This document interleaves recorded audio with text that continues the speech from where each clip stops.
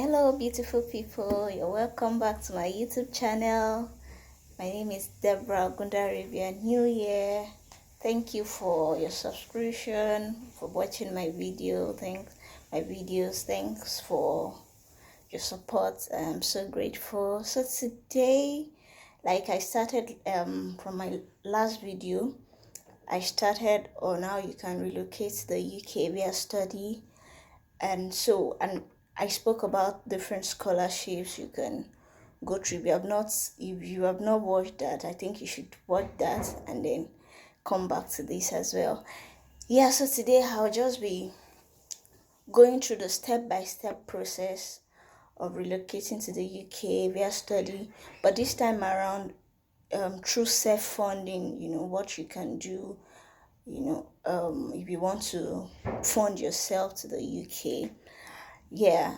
So I'll be talking about your master's studies. How you can sponsor your master's studies here in the UK. So let's get into the video. Yeah. So the first thing first, if you want to, you're planning to move to the UK via study, you have to get your transcript, your certificate, and your passport ready. All those things are very key and important, for you to apply to schools and all that. So you get your certificate, go to your school, where you finish your first degree, get your certificate, your transcript, and then if you don't have your passport, that's even the first thing. If you want to leave the country, you're from Nigeria, anywhere you're coming from, you have to get your passport ready. So that's the first step. And then the next thing to do is to search for schools in the UK. So you go to Google. I believe strongly that you don't have to use an agent, but it is still left to you. If we all have different perspective about life, but for me, I believe that you don't need an agent. You can do these things yourself. Yeah. So search for schools in the UK. Go to Google. You can just search schools in the UK, and then you bring up the schools, and then you can go through their website, and then for your desired course, look at, this school, do they have this course that I want to study? But my advice would be that you look for, if you're going to be self-funding yourself, it depends, but it's just a personal advice. If you have all the money, it's good, and you prefer Ivy League schools, then it's okay. You can look for schools like that, maybe like for best 10, schools within the best 10 and all those things, and Oxford, Cambridge and all. But if you don't have too much money, but you think you want to pursue this dream, you can look for schools that are cheap in the UK. Look for schools that the tuition fee are cheap, and then they have good payment plan, so you don't have to pay the money at once, but this is the schools, when I come there, they have a good payment plan that will allow you to spread the money over time. Yeah, so that's it. Go to Google, search for schools in the UK, and go through their website, apply to look for your desired course, and then apply.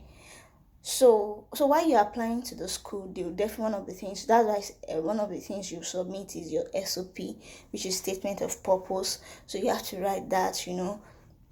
The tactics in writing that is it's just you're telling them about your passion. Why do you want to do the course? What what you think you will benefit from the course, and all those things, and how it's going to affect your life, your career, and all that. So SOP, then you submit your certificate and your result on their online portal.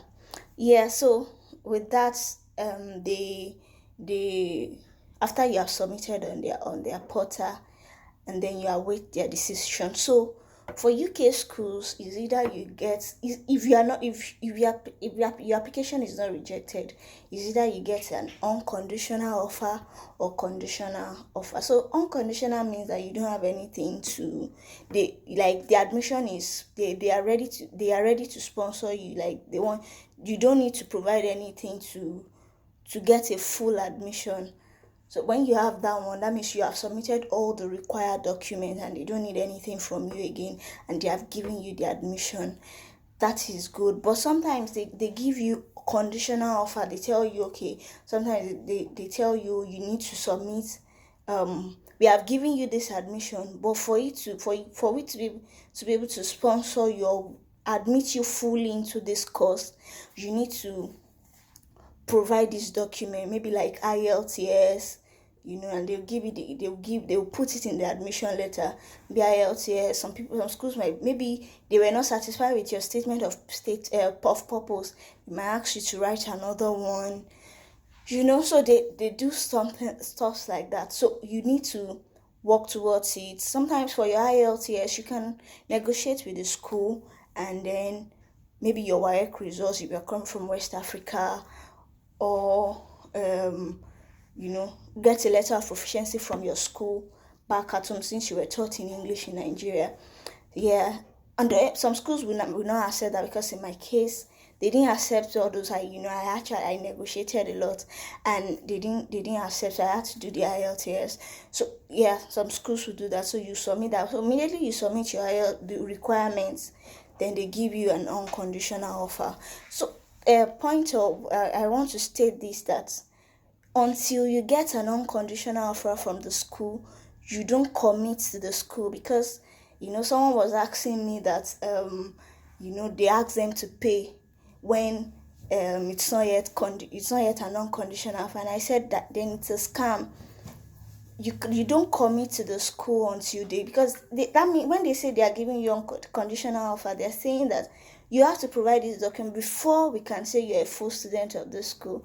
So when if you are using an agent and they're asking you to pay because you have gotten an admission, just know that that is a scam.